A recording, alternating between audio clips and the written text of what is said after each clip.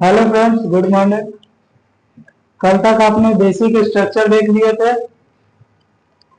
Word का, और आज देखेंगे स्ट्रक्चर वर्ड। जो 10 स्ट्रक्चर हमने लिखाया था उसमें से आज स्टार्ट करेंगे फर्स्ट डिटरमाइनर। डिटरमाइनर्स क्या होता है, ठीक है। तो डिटरमाइनर क्या होता है? डिटरमाइनर डिटरमाइनर एक प्रकार का संकेत होता है, ठीक है। यानी कि यह संकेत देता है कि डिटरमाइनर आने के जस्ट बाद या जस्ट बाद जरूर कहीं ना कहीं पर नाउन अवश्य हमको मिलता है, ठीक है। डिटरमाइनर के बारे में भी देखते हैं। डिटरमाइनर कितने प्रकार के होते हैं, ठीक है। ऐसे कभी पूछा नहीं जाता है डिटरमाइनर कितने प्रकार के होता है, लेकिन क्या क्या पढ़ना है ये देख लेते हैं डिटरमाइनर में, ठीक है। ऐसे मुख्यतः 8 प्रकार होते हैं। इसमें सबसे पहले डिटरमाइनर में हम लोग आर्टिकल के बारे में पढ़ेंगे, ठीक है, आर्टिकल्स के बारे में। सेकंड है पॉजेसिव एडजेक्टिव। सेकंड में पॉजेसिव एडजेक्टिव पढ़ेंगे, ठीक है। उसके बाद फोर्थ आ गया। फोर्थ में adjective of number and quality देख लेंगे। Adjective of adjectives of number and quality, ठीक है। और पांचवें में डिस्ट्रीब्यूटिव एडजेक्टिव। डिस्ट्रीब्यूटिव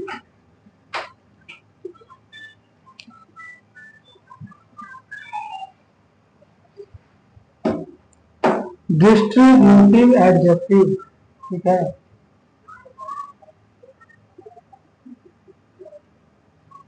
ठीक है, डिस्ट्रीब्यूटिव एडजेक्टिव। उसके बाद है इंट्रोगेटिव एडजेक्टिव।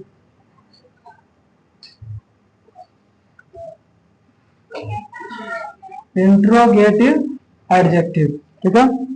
और अगला है सम फ्रेजेस, यानी कुछ फ्रेजल वर्ड देख लेंगे, ठीक ना। सम फ्रेजेस,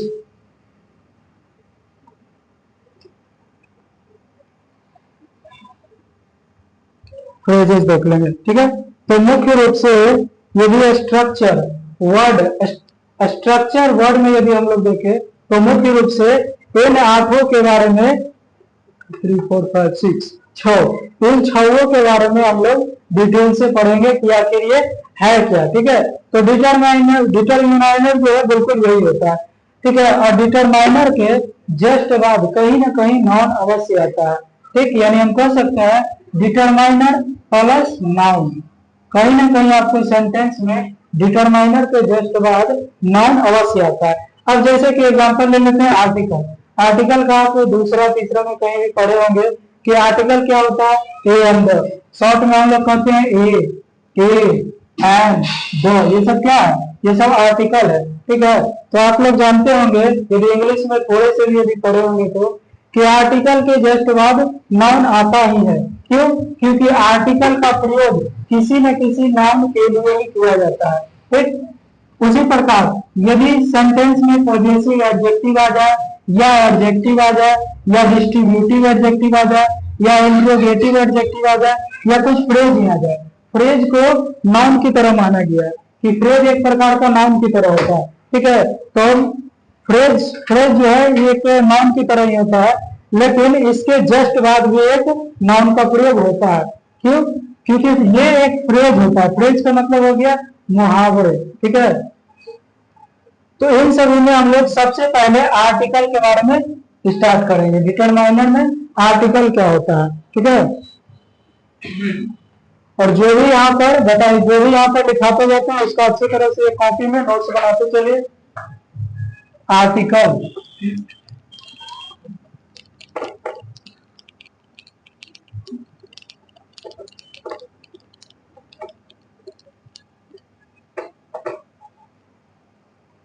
चलिए आर्टिकल। आर्टिकल क्या होता है? यदि कभी पहले पढ़े होंगे तो आर्टिकल के बारे में केवल कहा जाता है ए एंड द, यही तीनों को आर्टिकल कहा जाता है, ठीक ना। लेकिन ए एंड द इसका प्रयोग कहाँ कहाँ होता है, इसी को हम लोग आर्टिकल में पढ़ेंगे, ठीक है।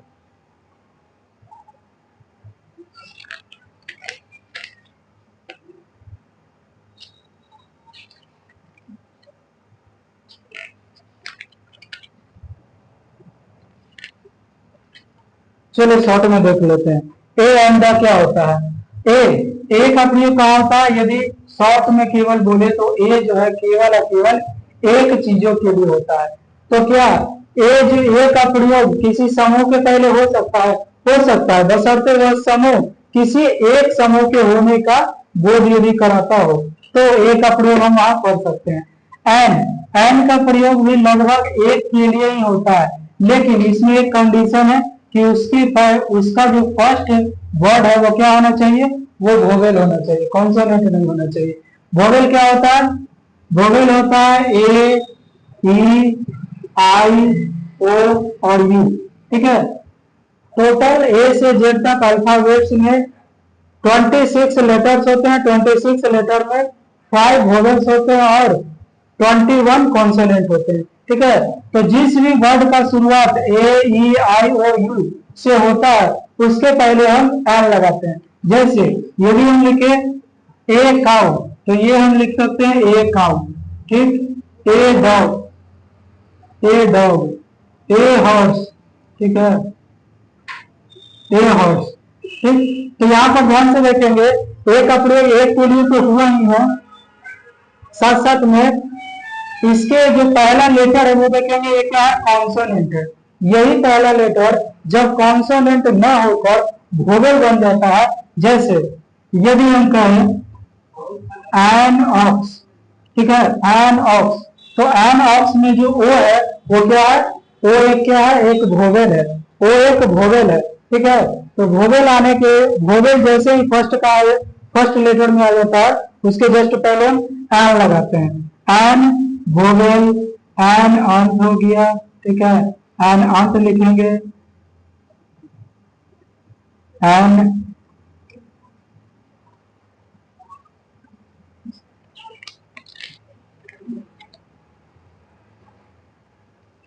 ठीक है। चलिए इतना ही रह देते हैं। तो लगभग जो है इसमें केवल समझ लीजिए केवल वर्ड फर्स्ट में जितना भी आता है, बाकी जो है आप लोग खुद बुक में देख लेंगे। एन जो है किसके पहले आएगा? जस्ट फर्स्ट लेटर यदि वोवेल होता है तो उसके पहले हम एन लगाएंगे। ठीक है, तो बस इतना ही था इसमें। अब देख लेते हैं दो। दो क्या है? तो दो एक स्पेशल कंडीशन होता है। ठीक है, ये क्या होता है? एक स्पेशल कंडीशन होता है।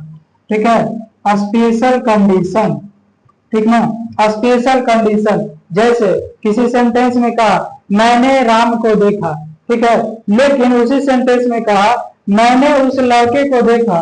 किस लड़के को? जिसे मैंने कल वहां मंदिर के पास देखा था। यानी वहां पर स्पेशल कंडीशन लगा दिया। मैंने इस व्यक्ति को पहली बार नहीं देखा, उसे पहले कहीं और भी देखा था। तो जब स्पेशल कंडीशन लग जाता है तो द लगता है।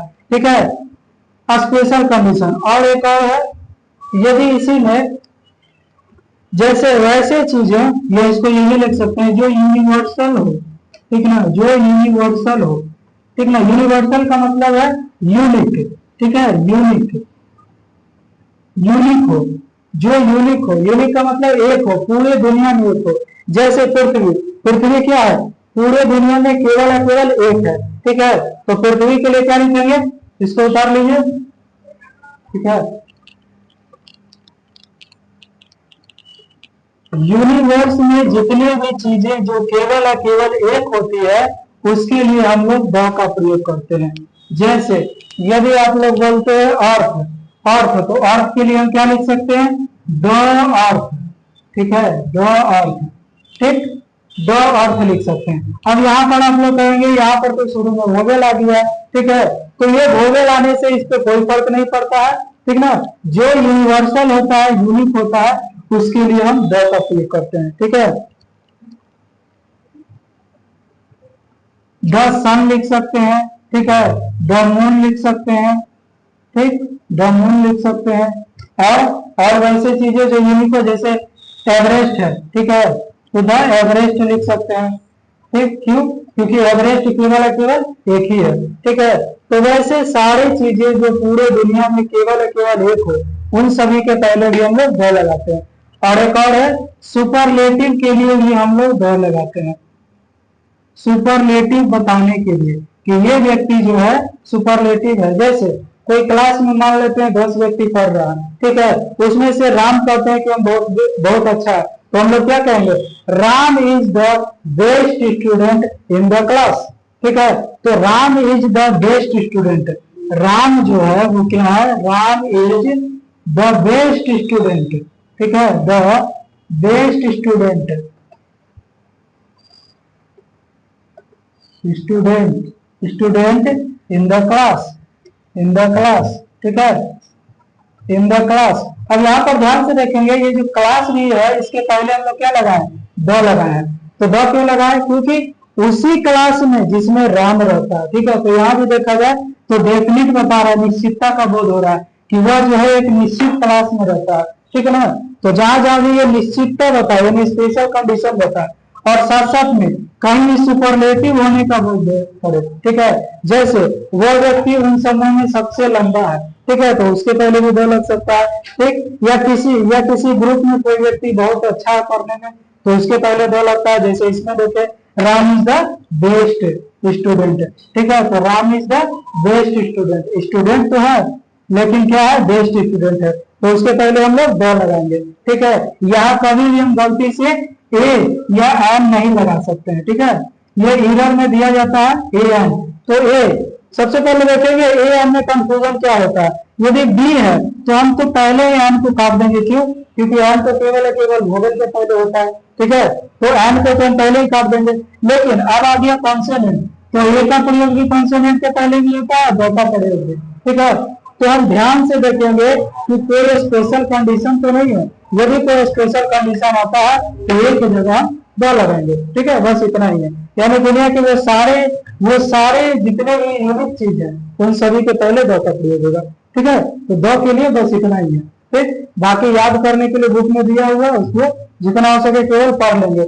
हम इंग्लिश में कभी भी किसी को कुछ याद करने के लिए नहीं कहेंगे। ठीक है, केवल समझना है इसको। ठीक ना, कि इंग्लिश किस तरह से चलता है। ठीक, जैसे आप ए एंड दो के बारे में समझ गए। ठीक है, चलिए अब आगे बढ़ते हैं। अगला डिटरमाइनर का आर्टिकल देख लीजिए।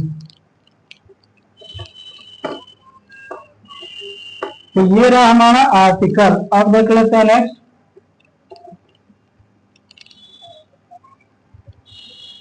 नेक्स्ट डिटरमाइनर कौन सा है, तो नेक्स्ट है पॉजेसिव एडजेक्टिव। ठीक है, पॉजेसिव एडजेक्टिव। अब देखिए पॉजेसिव एडजेक्टिव क्या होता है। ठीक है, वो पहला था, इसको दूसरा मान लीजिए, पॉजेसिव एडजेक्टिव। ठीक है, पॉजेसिव एडजेक्टिव। ठीक है, पॉजेसिव एडजेक्टिव क्या होता है, तो देखिए जितना भी पॉजेसिव एडजेक्टिव है, या नाई हो गया, ठीक है, योर हो गया, आवर हो गया, हिज हो गया, हर हो गया, ठीक है, या इट्स हो गया, या देयर हो गया। ठीक ना, ये सारे क्या है, पॉजेसिव एडजेक्टिव है। ठीक है, फिर से एक बार बताएंगे। सबसे पहले हम स्ट्रक्चर वर्ड में बता दिए थे कि डिटरमाइनर के जस्ट बाद कहीं ना कहीं नाउन हमको अवश्य देखने को मिलेगा। ठीक है, तो ये भी तो डिटरमाइनर है, पॉजेसिव एडजेक्टिव। यदि ये डिटरमाइनर है तो इसके जस्ट के बाद भी हमको कहीं ना कहीं नाउन देखने को मिलेगा। जैसे कहीं ना कहीं हम लोग कभी कभी लिखते हैं क्या, माई हाउस। ठीक है, माई हाउस, या लिखेंगे योर कार। ठीक है, योर कार। तो ध्यान से इस वर्ड में देखिए, माई पॉजेसिव एडजेक्टिव, तो जस्ट बाद क्या आया, हाउस। हाउस क्या है, हाउस एक नाउन है।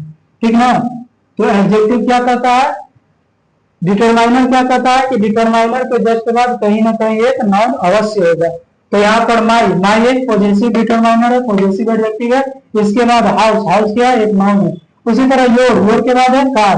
तो देखो कभी कभी कंफ्यूजन होता है कि माई के जस्ट बाद हमको नाउन नहीं मिलता, तो यही पर बच्चे लोग को थोड़ा कंफ्यूजन होता है कि माई के जस्ट बाद हमको नाउन क्यों नहीं मिला। क्यों, क्योंकि जब सेंटेंस तैयार होता है तो उस सेंटेंस में देखा जाता है क्या क्या चीजें उपलब्ध है। तो कभी कभी ऐसा भी तो कह सकता है, माई येलो हाउस, क्या हम ये नहीं कह सकते हैं, माई येलो हाउस कह सकते हैं। ठीक है, तो अब देखो येलो क्या है, येलो तो एडजेक्टिव आ गया, जबकि हम जस्ट ऊपर में क्या बताए थे कि पॉजेसिव एडजेक्टिव का डिटरमाइनर के बाद नाउन आता है। तो ये जरूरी नहीं है कि आपको पॉजेसिव एडजेक्टिव के जस्ट बाद ही नाउन आ जाए। ठीक ना, लेकिन यदि एक सेंटेंस में पॉजेसिव एडजेक्टिव है, ठीक है, तो निश्चित है उस सेंटेंस में कहीं ना कहीं नाउन छिपा हुआ भी है। ठीक है, चलो ये हो गया। अब पॉजेसिव एडजेक्टिव के बारे में केवल देख लेते हैं, ये तो बताने की जरूरत है नहीं, यदि बचपन से थोड़ा सा भी पढ़े होंगे तो पता होगा। माई का मतलब क्या होता है, मेरा। ठीक है, योर का मतलब क्या हो गया, तुम्हारा। आवर का मतलब हो गया हमारा। हिज यानी हो गया उसका। हर यानी हो गया उसकी। ठीक है, इट्स यानी हो गया इसका। देयर यानी हो गया उसका। ठीक है, जैसे बोलते हैं देयर हाउस, इट्स हाउस। ठीक है, अब इसका प्रयोग देख लेते हैं, प्रयोग कहाँ कहाँ पर करते हैं इसका, तो माई, योर, इन दोनों का प्रयोग और आवर, इन तीनों का प्रयोग सभी सजीवों के साथ होता है, ऐसे चीजें जो जीवित हो। ठीक है, इन सजीवों के साथ माई और आवर का यूज होता है। लेकिन हिज और हर में देख लेते हैं, ये भी सजीव के साथ ही यूज होते हैं, लेकिन इसमें डिफरेंट है। हिज हिज जो होता है मैस्कुलिन जेंडर के साथ होता है, जबकि हर होता है फेमिनिन जेंडर के साथ होता है। ये क्या होता है ये बाद में बताएंगे, केवल आप इतना जान लीजिए मेल के साथ हिज का प्रयोग होता है और फीमेल के साथ हर का ही होता है। ठीक है, यदि कोई लड़की कहती है कि मेरी कार, ठीक है, मेरी कार, तो वह क्या कर लेते, वह क्या कहेगी, माई, माई कार। लेकिन इसी को जब एडजेक्टिव में हम लोग आगे की ओर सेंटेंस बढ़ेंगे तो इस माई को हम किस में बदल देंगे, हर कार। ठीक है, यानी हर कार। ठीक, क्यों, क्योंकि ये जो है एडजेक्टिव इसमें पहले ही लिखा गया एडजेक्टिव। ठीक है, तो एडजेक्टिव जो है जस्ट हमको सेंटेंस के बाद मिलता है। ठीक, तो बस इतना समझ लीजिए, मेल के साथ हिज का प्रयोग होता है, और यदि वह व्यक्ति फीमेल है तो उसके लिए हम हर का प्रयोग करेंगे।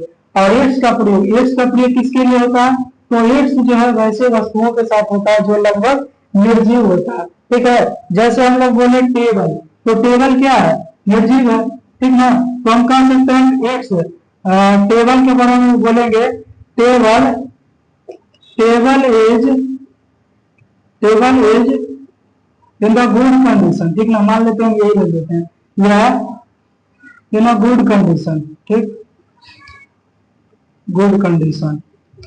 लेकिन यहीं पर यदि हम एक बात और बोले, इसके बारे में यदि हम आगे भी चर्चा करना चाहे, ठीक है, ये ऑब्जेक्टिव है तो ऑब्जेक्टिव की चर्चा जस्ट आगे के सेंटेंस में होता है। तो अब टेबल के लिए हम क्या यूज करेंगे, माई, आवर, हिज, हर। तो देखिए टेबल क्या है, एक निर्जीव है, तो इसके लिए यूज करेंगे and it's, it's four lead. ठीक है, इट्स फोर लीड, यानी कि टेबल तो एक गुड कंडीशन में, लेकिन इसका क्या है, इसका चार पैर है। ठीक है, तो यदि हम व्यक्ति का चार पैर कहते हैं तो उसके लिए हमको हिज या हर यूज करना पड़ेगा, लेकिन यदि हम टेबल के लिए बोले तो उसके लिए हम लोग इट्स का यूज करेंगे। ठीक है, चलिए केवल चीजों को बस समझ लेना है। ठीक ना, हम शुरू से कह रहे हैं किसी भी चीज को इसमें याद बिल्कुल नहीं करना है, इंग्लिश केवल आप लोग को समझ लेना है। ग्रामर क्या है, समझना। ठीक है, ग्रामर में हम देखते हैं बहुत सारे टीचर है, यूट्यूब पर भी कहीं कहीं भी है, जो केवल बच्चों को दे देते हैं बहुत सारी चीजें बताने को। ठीक ना, लेकिन उन बच्चों को समझ में नहीं आता है कि आखिर ये है क्या। ठीक है, तो यहाँ पर हम केवल लोगों को, केवल तुम लोग को केवल समझाने का प्रयास करेंगे कि ये है क्या। ठीक ना, इसके बाद जो है बाकी का जो टेबल है वो लोग खुद से निकाल सकते हो। ठीक ना, अब माई कार के साथ माई कार लिख सकते हैं, हर कार लिख सकते हैं। ठीक है, आवर कार लिख सकते हैं। यदि वर्ब है तो उसके लिए क्या होता है, तो हर कंडीशन लिखाने की जरूरत नहीं है, केवल है केवल समझ लेना है। ठीक है, समझने में केवल सब देख लिए, जितने भी है वो सारे जो ऊपर का, ये सारे सजीव के साथ यूज होते हैं, लेकिन नीचे का केवल इट्स को छोड़ाकर। ठीक है, केवल इट्स एक ऐसा वर्ड है जो केवल निर्जीव वस्तुओं के साथ होता है। ठीक, चलो हो गया इतना क्लियर। अब आगे देख लेते हैं, ये था पॉजेसिव एडजेक्टिव। पॉजेसिव एडजेक्टिव में एक तरह से अधिकार का दावा किया जाता है। ठीक है, यानी इस एडजेक्टिव का प्रयोग करके हम किसी वस्तु या चीजों पर अधिकार जताते हैं। ठीक है, तो ये हो गया पॉजेसिव एडजेक्टिव। ठीक, इसी में अगला देख लेते हैं, तीसरा। तीसरा क्या है इसमें,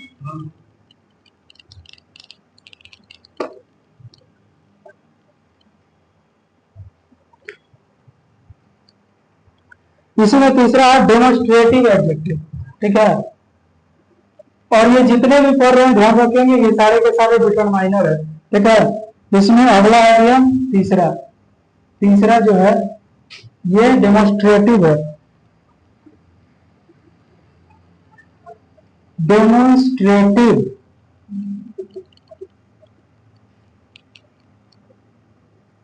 डेमोन्स्ट्रेटिव एडजेक्टिव। ठीक है, डेमोन्स्ट्रेटिव एडजेक्टिव का मतलब क्या होगा? वैसे एडजेक्टिव जिससे हम प्रदर्शन करते हैं, प्रदर्शन यानी दिखाने के लिए। ठीक है, इसमें क्या क्या आ जाता है? जैसे हो गया दिस, ठीक है, दिस हो गया, दैट हो गया, ठीक है, या फिर दीज हो गया, ठीक, दीज हो गया या दोज हो गया, ठीक ना। तो डेमोन्स्ट्रेटिव का हिंदी होता है प्रदर्शनकारी, यानी जिस वर्ड का यूज करके हम प्रदर्शन करें। जैसे यदि हम सामने खड़े हैं और किसी व्यक्ति को बता रहे हैं यह टेबल, तो इसके लिए हमको क्या करना पड़ेगा? बताना पड़ेगा दिस टेबल। ठीक है, तो प्रदर्शन के लिए एक तरह से इसका यूज होता है। दैट टेबल, यदि दूर है तो उसके लिए हम क्या कहेंगे? That table. करीब है तो उसके लिए हम क्या कहेंगे? This table. ठीक है, वहीं पर दीज और दोज, दीज और दोज, दिस और दैट, ये लगभग दोनों जो है निर्जीव के साथ लगभग यूज होता है।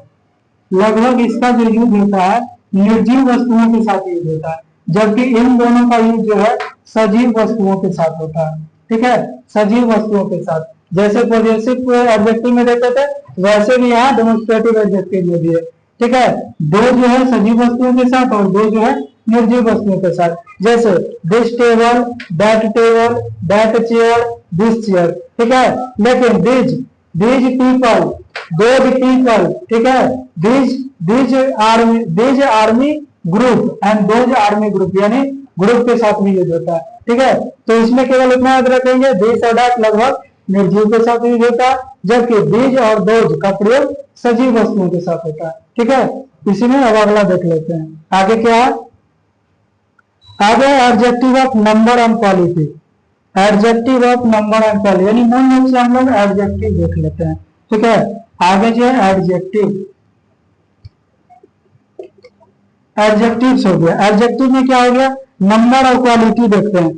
जैसे यदि बोल दिया, नंबर की बात करें तो नंबर में आ गया 1 हो गया, 1 2 3, ठीक है, 1 2 3 4, ठीक ना, यानी जो गिनती के नंबर होते हैं। ठीक है, तो ये हो गया। ठीक है, एडजेक्टिव, ये एडजेक्टिव को क्या कहेंगे? उसे कहेंगे नंबर, एडजेक्टिव ऑफ नंबर। ठीक है, एडजेक्टिव ऑफ नंबर। ठीक है, और क्वालिटी भी इसी में देख लेंगे। ठीक, क्वालिटी। ठीक है, अब देखिए नंबर, नंबर के बारे में चर्चा की तो 1 से लेकर अनगिनत तक, यानी इंफिनिटी तक जितने भी नंबर हो जाता है, 100 तक, 1000 तक, ठीक है, वो सारे एडजेक्टिव ऑफ नंबर में आ जाते हैं। ठीक है, और इसी में कभी कभी ऐसे भी बोला जाता है नंबर को फर्स्ट। ठीक ना, फर्स्ट, फर्स्ट हो गया, सेकंड हो गया, ठीक है, सेकंड हो गया या थर्ड हो गया। ठीक है, थर्ड हो गया, तो ये भी तो पोजीशन बताता है। ठीक ना, लेकिन पोजीशन भी किसका बताता है? नंबर का। ठीक है, तो ये पोजीशन भी नंबर का बताता है, इसीलिए ये भी नंबर का एडजेक्टिव में आ जाएगा। यानी हम शॉर्ट में बोले तो adjective of number and quality में वे सारे चीजें हमको देखने को मिलेगा जो कहीं ना कहीं संख्या के साथ जुड़ा हुआ है। ठीक है, जैसे 1 से लेके इंफिनिटी तक देख लिए, 1 पोजीशन देख लिए, कोई फर्स्ट आया है, सेकंड आया है, थर्ड आया, तो ये भी नंबर के साथ जुड़ा हुआ है। ठीक है, या ऑल हो गया। ठीक है, या कहीं कहीं पर ऑल होता है, तो ऑल भी क्या संख्या बता रहा है, ऑल आ गया, ऑल आ गया, बोथ आ गया। ठीक है, बोथ है, मेनी आ गया, ठीक, मेनी है, नेक्स्ट है, नेक्स्ट है, लिटल है या लिटल है। ठीक ना, तो ये सभी जो है संख्या को बताता है। ठीक है, चलो ऊपर का इसको मिटाते हैं।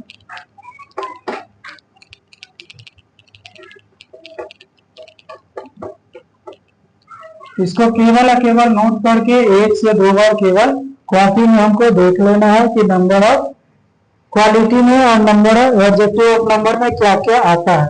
ठीक है, इसको याद जरा भी नहीं करना, बस 1 से 2 बार हमको देख लेना है। ठीक है, लिटल हो गया, या कहीं पर एनी लिखा आ जाता है, तो एनी भी संख्या को बताता है एक तरह से, अदर भी संख्या को बताता है। ठीक है, या द लिटल हो गया, द लिटल का मतलब फिक्स हो गया, ठीक है, या हाफ हो गया, ठीक, हाफ है, सेवरल है, ठीक है, सेवरल है, फ्यू है, ठीक ना, फ्यू है, मच है। यानी सेंटेंस में ये वर्ड आपको कहीं भी दिख जाए, ठीक ना, इसका मतलब है कि उसमें जो नाउन है वो काउंटेबल है, जिसको हम लगभग काउंट कर रहे हैं, ठीक है, और नहीं तो उसके संख्या के बारे में बता रहा है। कुछ ऐसा होता है जो काउंटेबल नहीं होता, उसी के लिए हम लोग मोस्ट, सम या ए फ्यू का यूज करते हैं, ठीक है। होल है, होल का मतलब हो गया संपूर्ण हो गया, मोर है, ठीक, मोर, मोस्ट, ये तो हो गया मोस्ट, नो आ गया, ठीक, नो है, द फ्यू है, ठीक है, द फ्यू हो गया, इनफ हो गया, इनफ हो गया, ठीक है, लेस हो गया, बस दो तीन और है, लेस हो गया, लास्ट हो गया, लास्ट हो गया, और लिटल हो गया, ठीक है। लिटल का मतलब होता है थोड़ा सा, और लिटल का मतलब होता है बहुत थोड़ा सा, और द लिटल का मतलब है जो कुछ हमको बचा हुआ है, ठीक है। तो ये हो गया हमारा adjective of number and quality, कि नंबरों में और नंबर और क्वालिटी किस प्रकार का होता है एडजेक्टिव में। तो हम देख लिए, पहले तो संख्या हो गया 1 2 3 4, दूसरा पोजीशन हो गया, ठीक है, कहीं पर ऑल हो गया, ऑल का मतलब पूरे ग्रुप का बारे में बता रहा है, बोथ का मतलब है दो व्यक्ति है तो बोथ का यूज हो गया, ठीक है, मेनी हो गया, यदि भीड़ है तो भीड़ में हम मेनी का यूज करते हैं। नेक्स्ट आ गया, यानी एक व्यक्ति है उसके पीछे भी कोई खड़ा है तो उसके लिए हम नेक्स्ट का यूज करते हैं। और लिटिल का मतलब होता है थोड़ा सा, ठीक है, एनी अदर देन अदर, ठीक है। तो इस तरह से कहीं ना कहीं सभी का संबंध नंबर से जुड़ा हुआ है, ठीक है। तो ये सारे एडजेक्टिव ऑफ नंबर में आ जाते हैं, ठीक। चलिए चौथा देखो, इसी में अगला देख लेते हैं, डिस्ट्रीब्यूटिव एडजेक्टिव, ठीक है। चलिए इसको उतार लीजिए, डिस्ट्रीब्यूटिव एडजेक्टिव। डिस्ट्रीब्यूटिव एडजेक्टिव क्या है इसके बारे में भी देख लेते हैं, ठीक है। आज डिटरमाइनर पूरी तरह से खत्म कर देते हैं।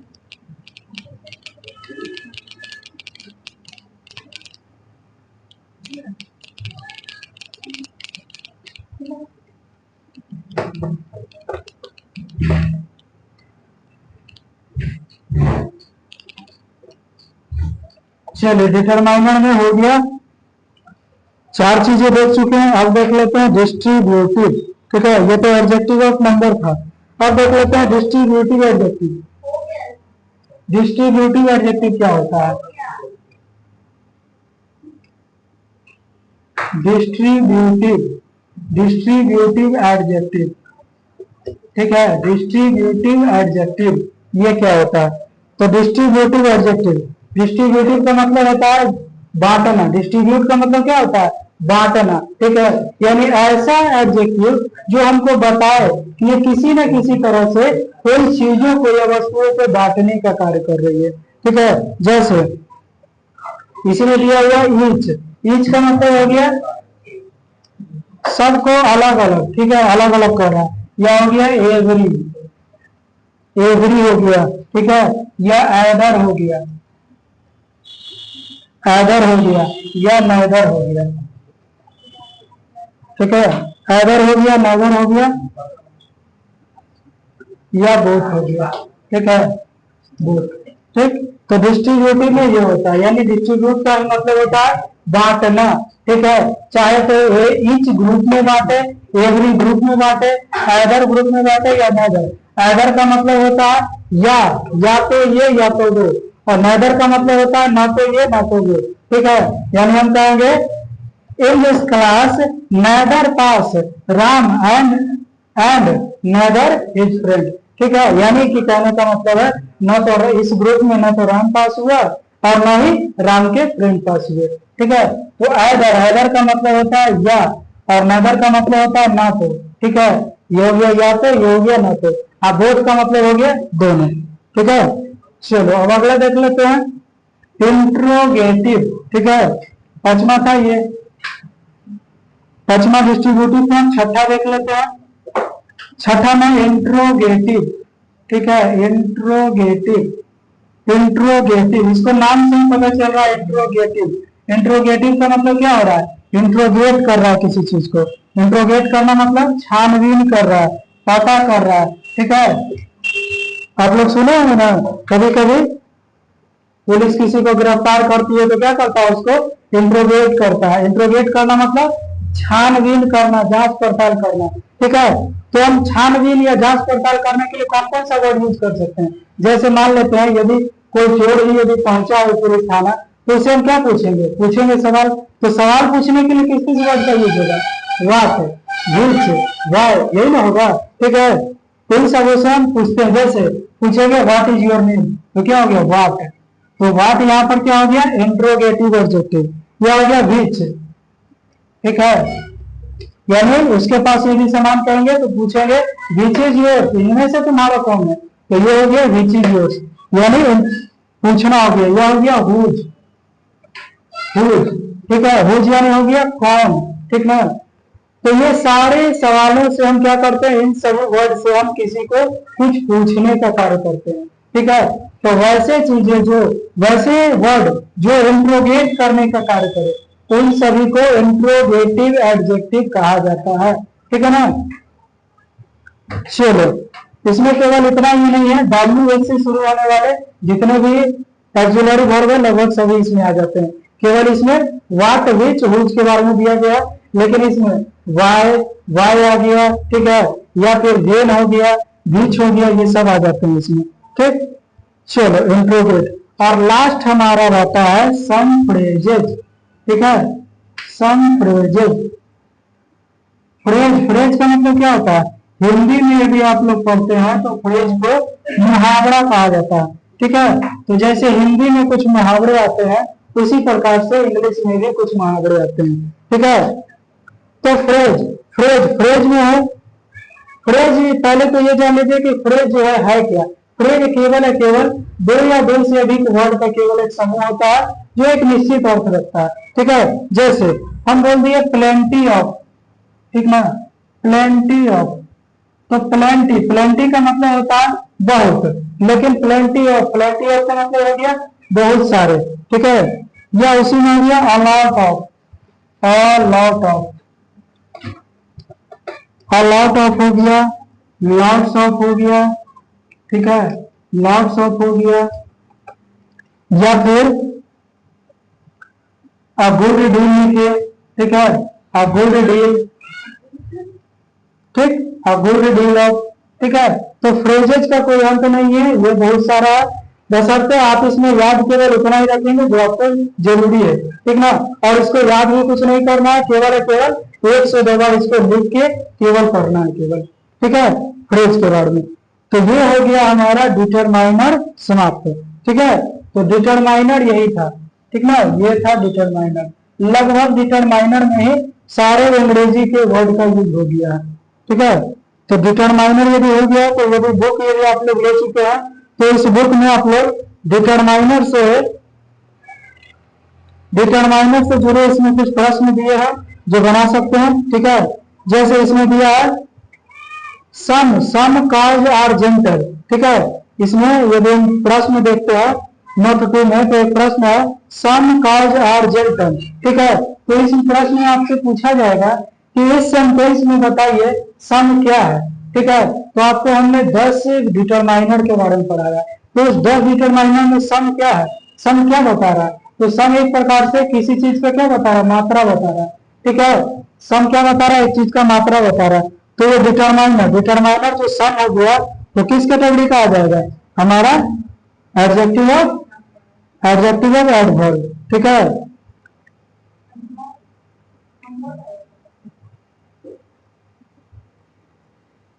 ठीक है, तो इसी प्रकार से सेंटेंस में आपको दिया जाएगा और केवल पूछा जाएगा कि ये डिटरमाइनर किस प्रकार का है, ठीक है, और आपको पहचानना है। जैसे सम आर जेंटल दे दिया, तो इसमें डिटरमाइनर क्या है? सम है, ठीक है। ये बताना कौन सा डिटरमाइनर है। I have found, I have found some, तो इसमें सम क्या है? सम क्या है? कहीं कहीं पर सम प्रोनाउन के रूप में भी होता है, ठीक है। तो बाद में देखेंगे प्रोनाउन के रूप में कहाँ का यूज होता है। आज केवल डिटरमाइनर हमने देख लिया, ठीक है। चलो, कल हम लोग प्रोनाउन के बारे में देखेंगे, प्रोनाउन क्या होता है, ठीक है। तो आज के लिए बस इतना ही।